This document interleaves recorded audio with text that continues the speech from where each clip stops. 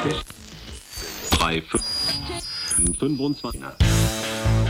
this episode, I sit down with Stu Jay Raj to critique a conversation I had with a Thai friend in Thai. So if you want to dive back into the fascinating nuances of colloquial Thai, you'll love this episode of the Bangkok Podcast.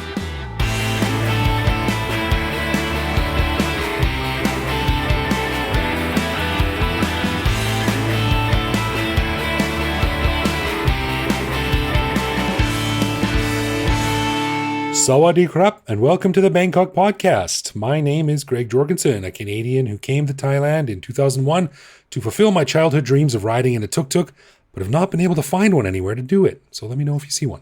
Dude, I don't want to be too direct, but there might be some fit issues. How dare you? Well, I'm not sure tuk-tuks were designed for men of your stature. Let's put it that way. Are you real men? And I met Knuth, an American who came to Thailand on a one-year teaching contract 23 years ago. Fell in love with those wooden frogs that make a croaking sound when you rub their backs with a stick. So I never left. Coolest things ever the first time you see them. And then every time after that, you're like, oh, please stop doing that. Yeah, I lived on Sukhumvit Soi 1. And so, yeah, after about 2 days, they were extremely annoying. But I just figured I hadn't thought about them in a long time. So I just figured a callback was worthwhile. The good old days. Okay, we want to give a quick thank you to one of our patrons, Nell Harlow, who supports us at the show shoutout level. Stick around after we're done listening to Linguist Stu Jay Raj critique Greg's excellent Thai to hear why nothing will ever compare to a romance whilst in those adventurous days of traveling around Asia as an optimistic, impressionable youth. Patrons get every episode a day early, behind-the-scenes photos of our interviews, a heads up to send questions to upcoming guests, and access to our Discord server to chat with me, Greg, and other listeners around the world. But best of all, patrons like Nell also get an unscripted, uncensored bonus episode every week where we riff on current events and Bangkok topics. On this week's bonus show, we chatted about Greg's disappointment on leaving the hospital for his knee problem without any powerful drugs, my struggles with nonsensical educational bureaucracy, and a quick dive into the history of Yakult, the ubiquitous probiotic milk drink that comes in tiny bottles. To learn how to become a patron, click the support button at the top of our website. Do love me a little bottle of Yakult. I'm sure you do, for many reasons. Well, compared to the size of my head, I could snort one of those things and I could barely even notice it. They're so small, but they are pretty good. All right, don't forget, if you listen to us on Spotify, you can now hear all of our bonus shows there as well. If you're a patron, simply link your Patreon account to your Spotify account and add our new feed titled Bangkok Podcast Badass Patrons Only to hear the regular and bonus shows in the same place. And also, we got a corrections department to do this week. So Scott and Lars both sent us a message about this, and when I first saw it, I was like, of course! What a dumb mistake to make. So Ed, see if you can figure it out here when I repeat the opening of last week's show. Picture it. Friday, March 11th, 1994, 9 a.m. We're outside of central Chitlom at the corner of Soi Chitlom and Plunjit Road. The area is packed with street food vendors serving crowds of people as they make their way to work, many of them going or coming from Chitlom BTS station, which sits right above the intersection. Can you see something wrong with that? So obvious now. But yeah, no, I heard you say that last week, and I did not catch the error. So the BTS comes much later than that, correct? Yeah, this story takes place in 1994. The BTS wasn't built until 1999. Glaring. Wait, let's just tell everyone we did that on purpose to see if they were paying attention. Right, good one. Okay, let's just... That's the official story. That's right. We're retconning this. So Scott and Lars get getting a special merit badge. That's right, for catching our intentional mistake. That's right. We'll send them a fridge magnet. But thanks for writing in, guys. That's good to keep us honest. So that was the corrections department for this week. No, I like our the idea of doing corrections because although we're not journalists, it doesn't mean we don't have standards. We got standards. That's right. Keeps us honest. Heck yeah. All right. Well, this episode is an in-kind sequel to episode 20, wherein Ed sat down with our buddy linguist Stu Jay Raj to critique a recorded conversation Ed had in Thai. Now, many kudos for going first, Ed. That was very brave of you, and our listener feedback was excellent on that episode. A lot of people really enjoyed it. But now the inevitable time has come where I must put my worst foot forward and get my own conversation critiqued. Yeah, finally. I've been waiting for this. Yes. So I recorded a quick chat with my friend Tong, which Stu loaded up into his fancy pantsy linguistic software so we can go through it, talking about all the things I said wrong, tried to say right, and just avoided saying completely. Now, I got to do a caveat here for my own pride at the beginning. Like, I'm really embarrassed about this. And I think because I thought I sounded a lot better than I actually sound. And I think it's really helpful. What I learned here is that it's really helpful. I think everyone would get something out of this. Record yourself speaking Thai with a Thai person and listen to it back. Sure. I think you'd probably be shocked at how bad you sound. Right. Well, let's listen to it and then talk about it because I'm excited to hear this. I've been waiting for this. It's awful. So I did a quick conversation with my buddy Tong, who's a movie nerd like I am. So I said, hey, let's talk about movies. What I didn't think about was that while I know a ton about movies in English, my movie vocabulary in Thai is pretty small. So I couldn't really say what I wanted to say. How do you say Sarlacc pit in Thai? Kun Salak, yeah. But anyway, so let's get into our conversation with our buddy Stu Jay Raj. He's going to play the little conversation I had at the beginning, and then we'll get into it where he's going to tell me all the things that I did wrong. So here we go.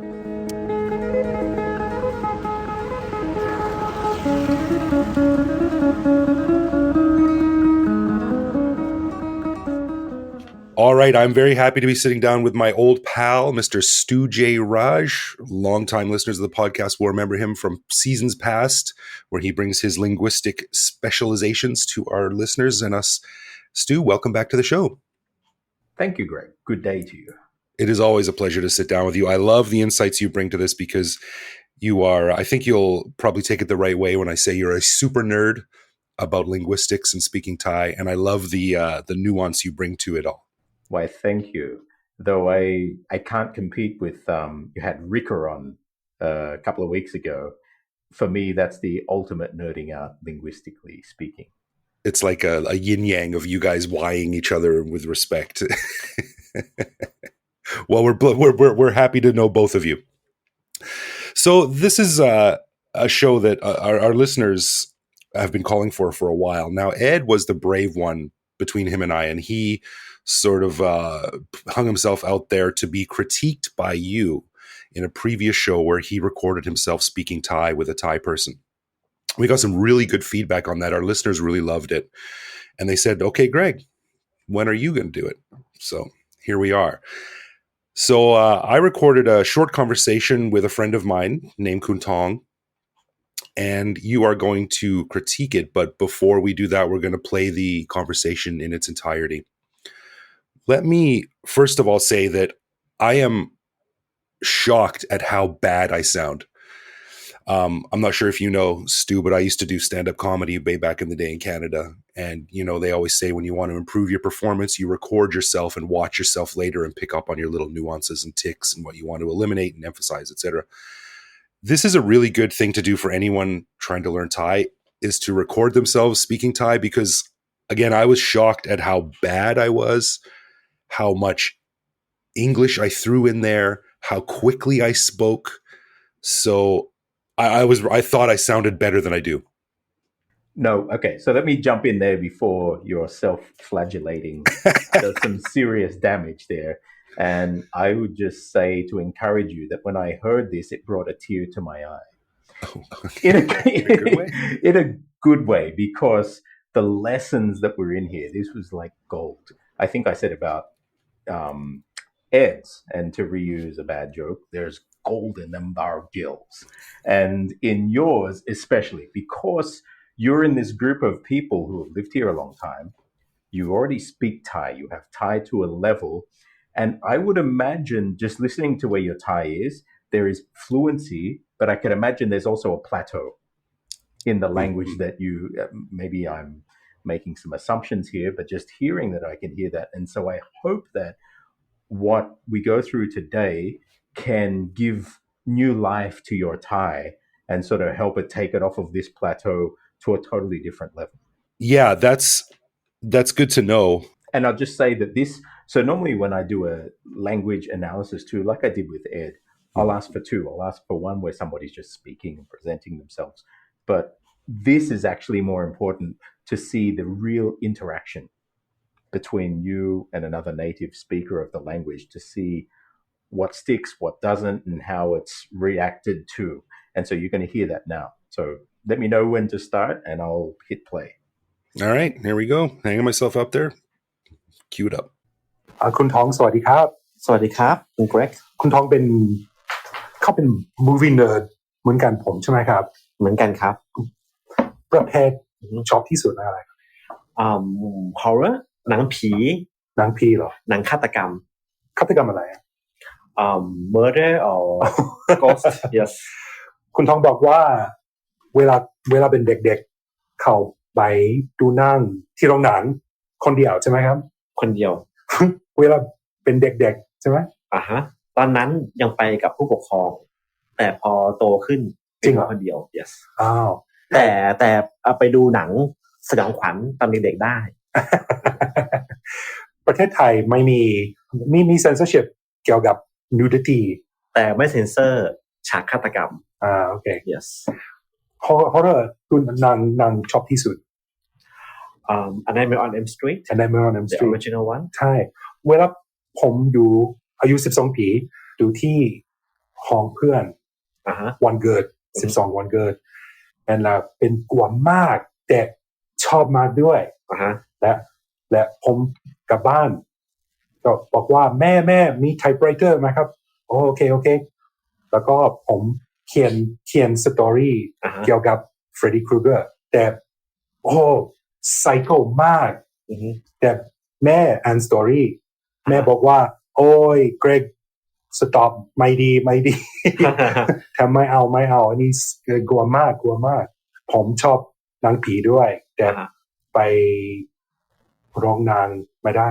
กลัวเพราะที่แคนาดาห้ามเด็กไปดูหนังสยองขวัญคนเดียวใช่ไหมไม่ได้มี rating PG-13 แล้วเช็คก่อนอายุเท่าไหร่12ไม่ไปกลับบ้านมาไม่ได้ประเทศไทยเพิ่งจะมีเรทหนังเมื่อประมาณ10ปีที่แล้ว10ปีเหรอเมื่อ10ปีที่แล้วแต่ว่าตอนผมเป็นเด็กไม่มีเรท เด็กทุกคนสามารถดูหนังสยองขวัญในโรงได้วันนี้คุณไม่ใช่ไซโคใช่ไหมไม่ใช่ or maybe I'm psycho คุณท้องสวัสดีครับ Okay, that was it.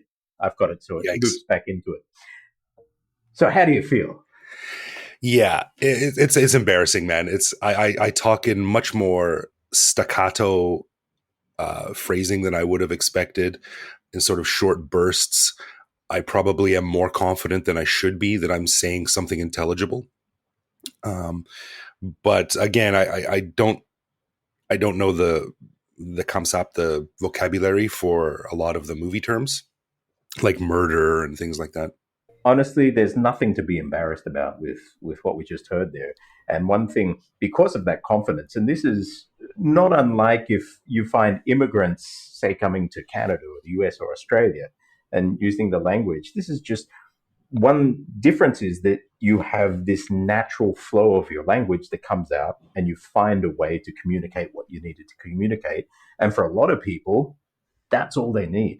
So listening to that, there is so many really cool stuff that happened there. And your language and what happened with your language is much more natural because you already have this foundation of language that you use on a daily basis. And so I wanted to show you a couple of interesting things there. Let me just ask you one question here, and this will be relevant later on. What's the word in Thai for horror movie?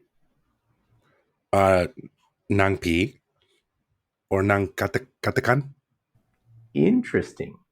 Okay, so I will show you why, because there are a couple of things that happened during this where he was giving you a feedback loop with language 3 times. Okay. And I suspect you missed all 3 of it. However, you got the feeling of what he meant and you answered correctly. So right. That's pretty cool. Though I don't think, and I sort of got the way that you flowed almost too naturally that I thought, oh, you probably didn't get that, but you got the feel of what he was saying and you did respond correctly. So, by the way, the word for horror movie, สยองขวัญ. Okay, สยอง is like grisly, bad, gruesome, สยองขวัญ. So that's a horror movie. And so he said this 3 times throughout this clip. I think 3. Maybe you can go back and count a different number. And he was saying it sometimes to give that feedback to you to convert from the English. And but I just think because you felt that he was talking about that, but I think you missed that word that was being shot back at you. So I think that in itself is a hugely valuable lesson in that if we can tune into the feedback that they're actually giving us, sometimes consciously, sometimes subconsciously, it's really good for developing natural language and repeating the language that they're really using with us rather than us trying to manufacture meanings based on maybe how we do it out of English. Interesting. You know, I come across a similar thing sometimes with my son's name. My son's name is pronounced a certain way, and sometimes people mispronounce it. And I always make sure to try and include it in my answer back to them. So hopefully they'll pick up on it, because I don't want to be the guy that says, actually, it's pronounced blah, blah, blah. But it was like sort of a subtle thing when I just included in my answer, hopefully that they'll correct themselves. Sometimes it works, sometimes it doesn't. Yeah, similar concept. So, okay, let's jump into it here because there's some gold that happens in the beginning of this. So let me just jump in. คุณท้องสวัสดีครับ Okay, so this guy's name is Kun Tong, right? Tong. Tong. Okay, so Kun Tong. Note that this is a long vowel. Tong. Okay. Let's go and listen again. คุณท้องสวัสดีครับ สวัสดีครับ incorrect คุณท้องเขาเป็น movie nerd เหมือนกันผมใช่ไหมครับ Okay, so you're talking to Kun Tong. Kun Tong Ben. What happens, I think you mentioned you have this choppiness and you say, so you're saying Kun Tong Ben, and so this Tong becomes Tong as the first thing, Kun Tong Ben. That short is unnatural in Thai words. We have a shortener, so for certain words, especially Chinese words, maybe you'll have this ong, but generally we won't have a short o. And so it would be Kun Tong Ben. Actually, in the past, the word ben used to be ben long too, but because it's irregular and through common usage, it became shortened in modern Thai. So Kun Tong Ben. But listen to you again on this one. คุณท้องเป็น Kun Tong is really fast.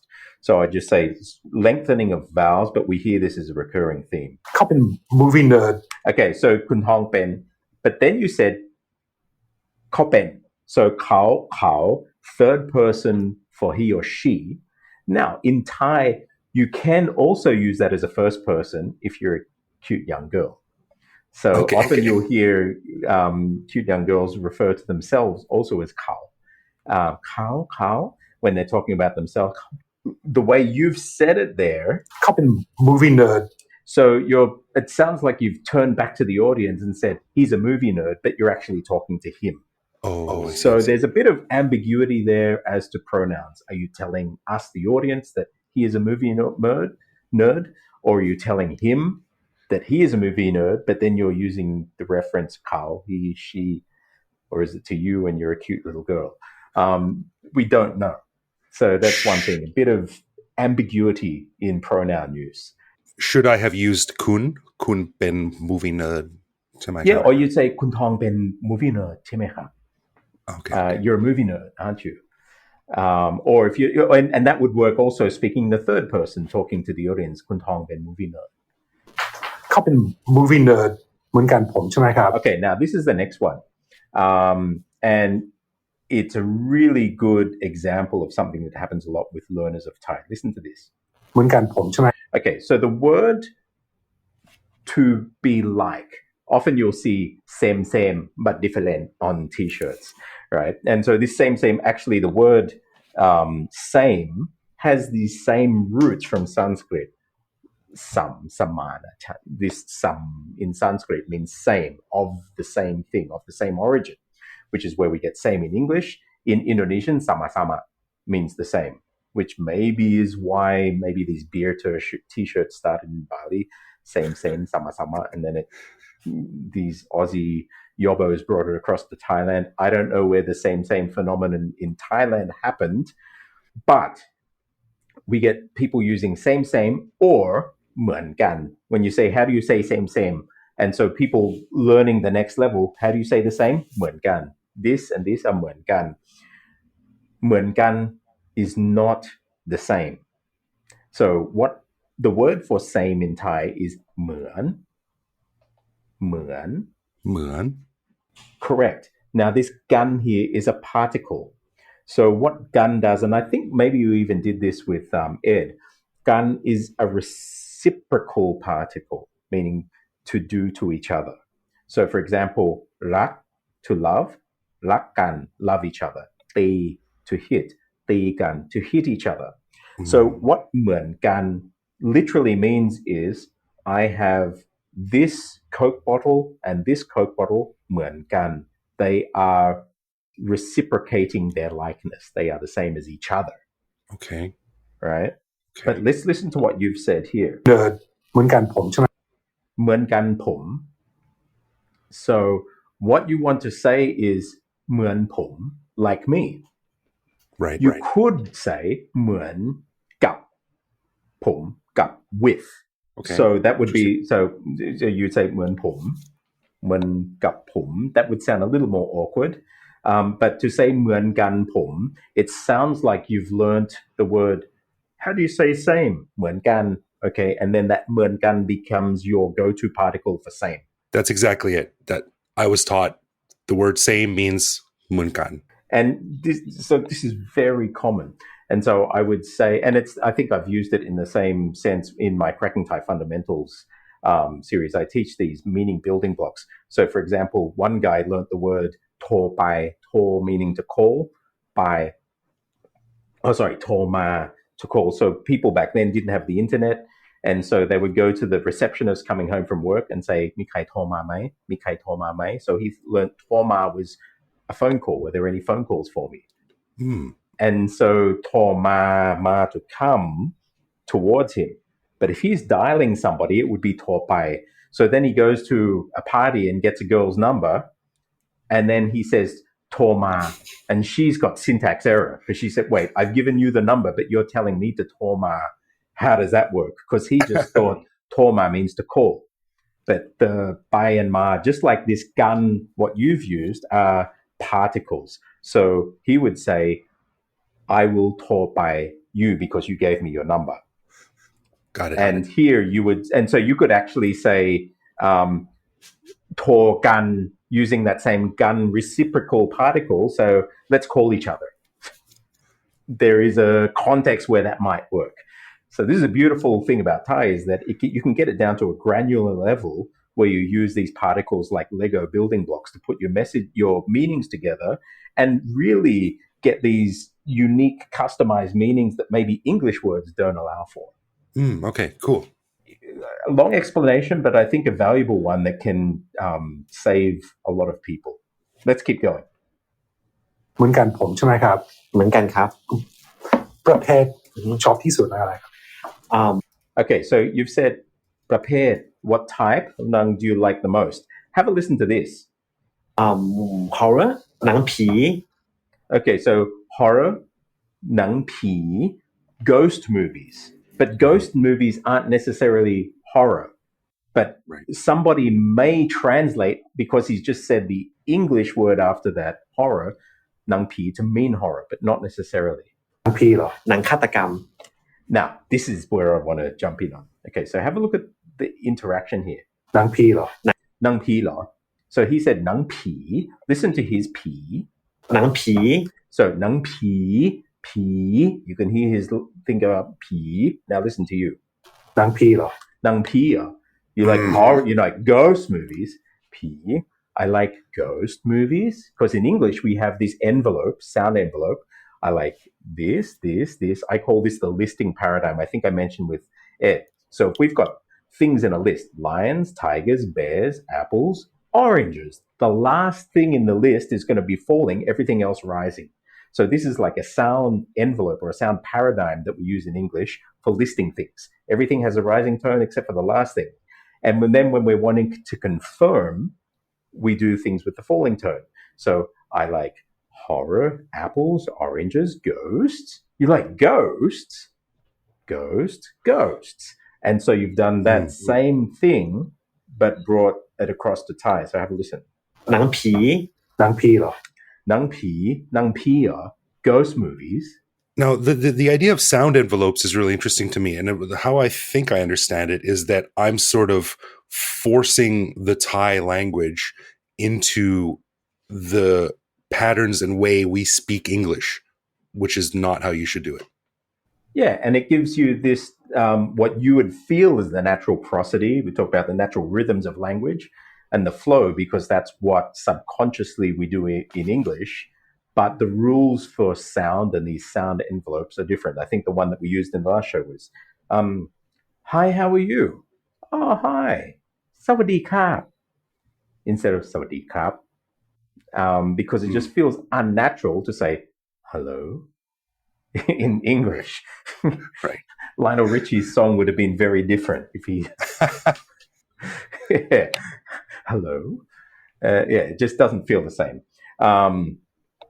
And this is the same in here. So you've used the English envelope over ghost movies, Nang Pi, where actually you would probably want to say Nang Pi.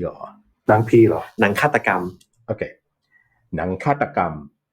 So he said ghost movies, but then he goes next to say Nang Katakam. Okay, now listen to what happens with you here. หนังฆาตกรรม ฆาตกรรมอะไรอะ Okay. I think from my sense as a native English speaker, when you said Katakamalai, I don't know if you knew what that meant or not at that time of listening. What I wanted to say was, what does katakam mean? I don't understand that word. Exactly. That's what I thought you meant. But you said Katakamalai, which what I assume you wanted to say is, what's Katakam? Yes. But in saying Katakamalai, it literally means, what styles of murder do you like?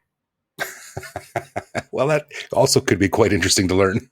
So I personally like severing. But I get it as an English speaker. You want to say, oh, what's katakam? Because it's a natural thing to flip things in Thai. So what's katakam? Katakam alai. What food? Ahan alai. Do you like?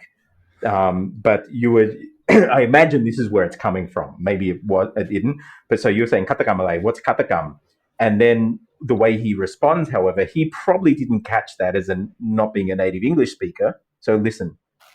Murder or ghost? Yes. And so you were asking what type of katakam, murder, and he said, well murder? It's like he's probably perplexed, thinking, shit, I wonder how many different types of murder I can give up here. Well, Kun Tong is a translator, and he works with a lot of foreigners, so he probably filled in a lot of the blanks there. Yeah, I imagine. But so it's very interesting, though, seeing these meta messages that are sort of being interpreted different ways. You guys are still able to run this coherent conversation, though, which is pretty good. And I guess this is a natural thing that happens in any communication, especially when the levels of language are disparate, are different. So, and let's go on just a little bit. คุณทองบอกว่า Okay, Kuntong, you're doing that really fast. Kuntong. And some people say that, well, if you've got these long vowels and short vowels differentiated in Thai, how do you fight? Or how, when you get excited, do you say things fast? Yes. And can I just say that I really love to put sheets on the bed. I super love to put sheets on the bed. Okay. I don't love putting shits on the bed. You can hear the difference between shits and sheets. Yeah, but when you're speaking fast, Kuntong becomes Kuntong. And I imagine with other words, with more important pronunciations, the meaning might change completely. So you would say Kuntong, but it would be understood as Kuntong. But the reality is that even when people are getting excited and speaking fast, the especially in Thai, the long vowels are still long. คุณทอง what are you doing? คุณทองทำอะไรอยู่ Oh, okay, interesting. I can hear that. คงไม่อยากตาย he doesn't want to die ไม่อยากตาย ไม่อยาก I don't say ไม่อยาก ไม่อยากตาย คงไม่อยากตาย he doesn't want to die. So you still get the length there, even though that you're getting excited or animating your speech. And you hear this, like, have you ever been on a flight, say, to Hong Kong, and you've been hearing Cantonese all week? And Cantonese that also has differentiation between short and long vowels, but not like Thai. And then you get into Thai, and you're going from and then ท่านผู้โดยสารโปรดทราบ and it seems like Thai is like in this super slow motion that you're hearing these stretched vowels. And it's just a normal thing within Thai that no matter what emotional state you're in, long vowels are gonna have that extra length compared to a lot of other languages. It's just built into the language. Interesting. Okay. คุณทองบอกว่าเวลาเป็นเด็ก Okay, so this is another interesting one. คุณทองบอกว่า you said, so คุณทอง said เวลาเป็นเด็กๆ this is, so in English we have a word when. Let me ask you, are these two meanings the same? When are you coming home? When I was a boy. Yeah, I think they are. They're both asking for a date in time, a specific time. But one is sort of hours and one is years. And then how about when you're happy? No, that's yeah, okay, I see. That's a different usage of the same word. See, it's Different context. and in Thai they're all slightly different.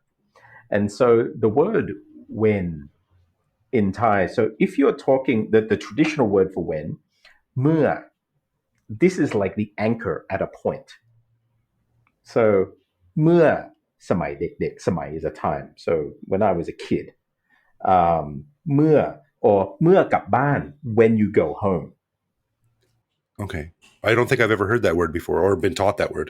เมื่อไหร่ is literally I know that. the question, which เมื่อ at what time, which is when. And you can actually say how many เมื่อ are there, or at what เมื่อ เมื่อ is this sort of almost tangible thing.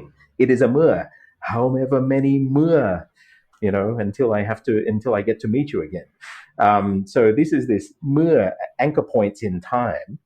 And so I can say เมื่อ เป็นเด็กๆ as a Dale Carnegie trainer will often teach people when presenting in Thai to start off a presentation. If you're telling a story of your past or whatever, start with เมื่อ so เมื่อ 20 ปีที่ผ่านมา 20 years ago. And so everybody will throw an anchor in their own personal timeline back 20 years and hook themselves into your story. So this เมื่อ is like an anchor point. เวลา is literally the time. From Sanskrit, vela is an actual time, as opposed to samai, which is like an era. Or so vela is a temporary period of time.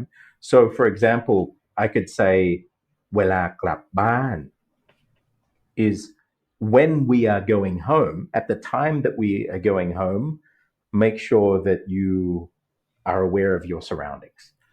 Okay, so this is sort of that kind of time. But if I say เมื่อกลับบ้านตอนเมื่อวันศุกร์ที่ผ่านมา on Friday when I was going home, that would be pointing at a point in time. But เวลากลับบ้าน that's like talking about when we go home in general, when we are performing the act of going home.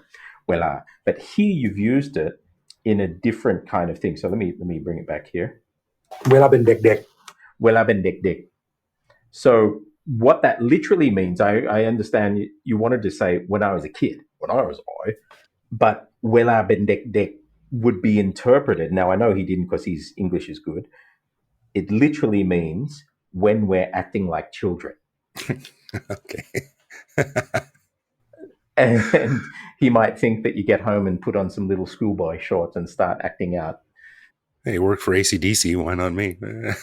That would be a good circumstance to use the เวลา เวลาอยู่บนเวทีเวลาเป็นเด็กๆอยู่บนเวที when we're acting like a kid on stage Wela ben dek dek. So at that time that I'm being a child.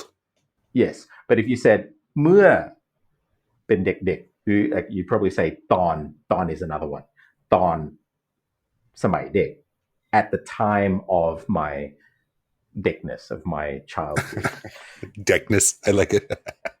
so coming back to those first examples ตอนเมื่อ and เวลา a three-way and สมัย is another one 3 ways of pointing out time where we may use the word when in English but in Thai there are actually 4 different usages where we get the usage of when in Wow.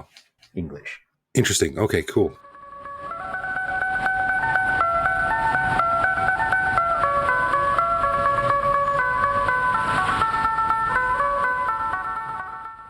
All right, and we'll be back with part 2 next week. All I got to say, sir, is I love that. I really enjoyed it. It felt good. It felt good to see you tortured in the same way that I was. You know, it doesn't feel good. The giant egg on my face right now. What does it mean when you get pleasure from your friend's pain? Is there a Thai word for Schadenfreude? Yeah. Let's.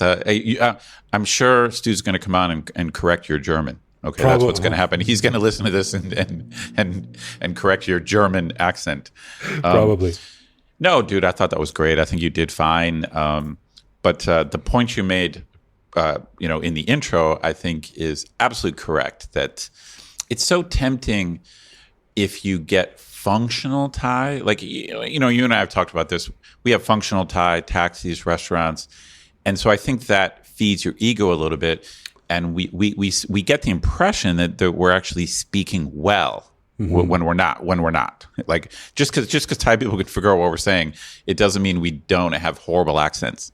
Right. And Stu also said something. I'm not sure if he said it on this show or not. I can't remember. But he said it before, and I've heard it from a few other people. If you have a Thai person say, "Oh, you speak Thai so well," your Thai is not good. That's right. Yeah. If they don't say anything, your Thai is probably pretty good.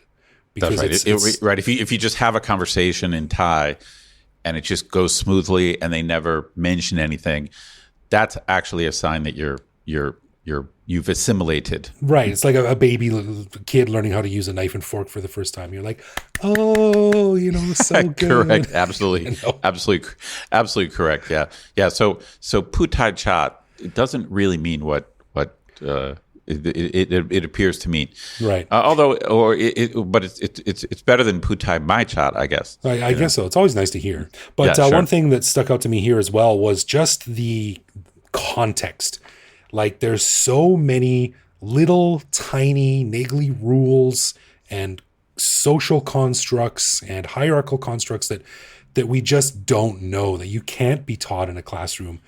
Until you get out there in the real world and start speaking to people. It's the same in English as well. There's so many little tiny things that an English learner just will not learn in the classroom, and it goes the same for Thai.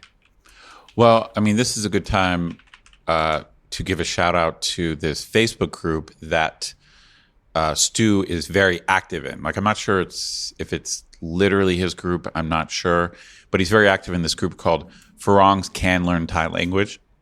So if you just type that into Facebook, and it's a community of Thai learners. So I think I mentioned it on my show when Stu critiqued me. But one of the themes in this Facebook group, and everyone in the group is studying more Thai than me. So I joined the group thinking I'm going to get into this, and then I just watch them work really hard on their Thai. That's basically that's what I do. It's kind of like, you join a health club and then you go to the health club and you sit on the bench and watch everyone else work out. Right. So I'm a member. I'm a member of the club, damn it. Right. So you say, I'm a member of the gym. I never lift any weights, but I'm just, they all think I'm in between workouts, at the gym. Right. So I'm just kind of lurking in this Farong Can Learn Thai group. But one of their themes, I've noticed that many of them have said this, is that they don't really like a lot of formal Thai instruction because they think that the kind of proper Thai textbooks don't really teach Thai as it's spoken in the real world by Thai people. Right. Like there's kind of a separation of formal Thai, which is technically correct, but it's not how Thai people actually speak. So they're very much into the street Thai and how much more useful that is. So I think that fits with your point that in the real world, there's so much context and details that it's better to learn there than to try to learn from a book. Yeah, exactly. And I think we've all been in situations where, at least for me anyway, I've asked a Thai person to say, how do you say this? And it's a slightly dirty word or a dirty term or something. And they just were like, I can't say that. But it's just like, yeah, you can because everyone talks like that. But just officially, it's bad form to teach foreigners those words and those slang shortcuts. But you don't get those unless you're out on the street learning. He says from his chair, not out on the street learning. It's. I mean, you and I are similar in many ways when it comes to Thai. It's just the plateau problem where your Thai gets good enough in quotes that it really takes a lot of motivation to take it to a higher level. Yeah. Well, we thank our friend Stu Jay Raj for coming on the show again. It's always a pleasure to talk to him. He always helps me look at learning Thai from a totally different angle. And he's the man. He is the man. And I want to continue the series. I mean, I got to be honest. I mean, it's fairly brutal to get critiqued by him, but I really think we should continue this. But I don't want to just do another one with him. I think, hopefully I will buckle down and do some work. But if I put just, let's say, 3 months of work in, I would love to do another show with Stu, like just to see if I got any better. I'm down with that. Yeah. That would be great. We should do a part 2 and a part 3 and a part C and Ha and Hook and Jet. Oh, wow. That was genius the way you did that. See that? Boom, baby. I detected no accent whatsoever. That was perfect Thai. We have to support Craig, we got to support each other. That was perfect Thai, dude. High five. Cup and crap. You mean hi ha. All right, Phil. Thanks, Stu. We really appreciate it. Always a pleasure to chat, and hopefully we'll have you back again soon. Cool. Absolutely. So as we mentioned at the beginning of the show, we'd like to say thank you to Nell Harlow for lending us her support at the show shoutout level. Greg, what did you find out about Nell? Well, Nell and I chatted briefly online, and it was very nice to catch up with her. And I got to tell you, man, she sent me a message that was a very, very lovely message, and it really made me wistful. Do you ever wistful? Yeah. Wow. You don't feel wistful too often. That's true. So she sent this really nice message, and she said, "Hi, Greg and Ed. I've listened to your show for a couple of years. I'm so sorry I haven't become a patron sooner. The other day, I panicked that one day you'll stop doing it, and I won't have this slice of Bangkok life that keeps me going. I live in England and spent time in Bangkok and Thailand in my early 20s, in and out whilst I lived in Australia for a while. It's approaching 10 years since I was last there, but I honestly think about it every day. I own a council flat in England that I decorated to emulate the apartment I stayed at in Bangkok." Wow. Isn't that cool? That is great. What would, if you decorated your house now to look like your first apartment, what would it look like? I don't know. That would not be good. Yeah, my first apartment in Thailand was kind of a disaster. But maybe Nell has better decorating skills than we do. She says, "So on a rainy winter evening, I close the curtains and can imagine myself there." Nice. Yeah. And this is the part that made me feel wistful. Whilst I was there in 2015 on Koh Phangan, I met the most sparkliest, joyful person. We spent a week together riding around the island and fell in love. She was struggling with her health at the time, and we lost touch in the years afterwards, but I'd like to think that if she listens to your podcast, she'll know I'm talking about her. Thanks so much for your fabulous podcast. Love, Nelly.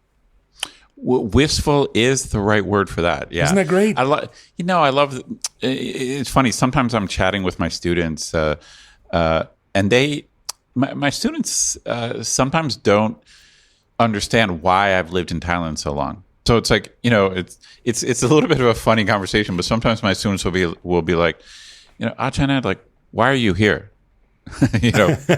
and we've talked about this before. It's just like when you live somewhere, you don't understand what's special about it. For you, Calgary is not an amazing place. Yeah. Why would you move from? Well, it's the same thing. Like I'm from Ohio. I'm from Ohio. Whatever. I'm sure. Obviously, some people go to where I'm from, but it's just we have different eyes. It's like so. I love these experiences that tourists and expats have, where they just see what's special about Thailand. because we think it's special. That's why we're here. That's why we stayed. But there's also a lot to be said too about when you're young. Like when we got here, we were in our 20s. I was a little bit older than that, but I like the reference. Anyway. Well, okay, well when we got here, we were much younger, and when you're Yes. here, you're on an adventure. You're learning and you're meeting people and you're traveling and you're going around. And man, I mean, I don't know about you, Ed, but speaking from my personal experience, those relationships that you have in those early exciting days, they can be pretty intense. Sure. Oh, no doubt. Memorable. Yeah. No doubt. And I got to say, this is putting myself a bit out there a little bit, but I'm a huge Bruce Springsteen fan. And this just made me think of one of my favorite lines from one of his songs, Bobby Jean, where he says at the very end, "I'm just calling one last time, not to change your mind, just to say I miss you, baby. Good luck. Goodbye, Bobby Jean." Isn't that nice? Oh, wow. Bruce Springsteen reference. Wow. That's you're aging yourself, but you know, we don't need to go there. Pure Americana from a Canadian. Well, thanks, Nell. That was really, really nice. And we hope that you close your blinds and listen to the podcast and imagine yourself back on Koh Phangan getting a sunburn. For sure. Thank you, Nell. Great. A final thanks to all of our patrons who support the show. Patrons get a ton of cool perks and the warm, fuzzy feeling knowing that they're helping in our never-ending quest for cool content. Find out more by clicking support on our website. And connect with us online. We are Bangkok Podcast on social media, bangkokpodcast.com on the web, or simply bangkokpodcast@gmail.com. We love hearing from our listeners and always reply to our messages. Totes my goats. You can also listen to each episode on YouTube. Send us a voicemail through our website through a feature on the show. You can also hit me up on Threads at BKKGreg. So thank you for listening, everyone. Take it easy out there, and we will see you back here next week. No doubt.